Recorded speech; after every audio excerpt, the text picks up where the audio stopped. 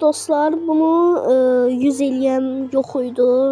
Mən də bunu 100 eləməyi inşallah eləyə bilərəm. Biraz sürətləndi, nəysə. Getdik. Məncə asandır. Amma düşəndə nə qədər çıldıraram.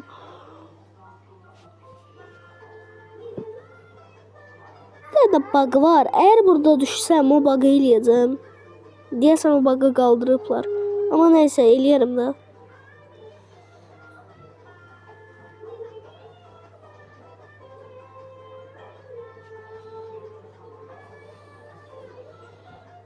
Hayda, niyə sürətlənmədi? Yap yavaşdır. Aha, biraz sürətləndi.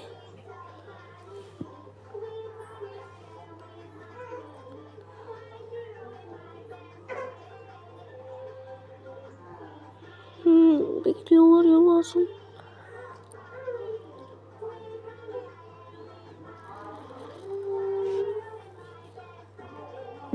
%49'da düştüm. Neyse o bug'da.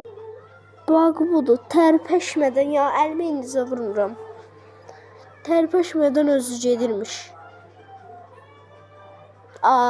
Bug səhv etmiş. Neyse dostlar, like atıp abone olmayı unutmayın. Görüşürüz.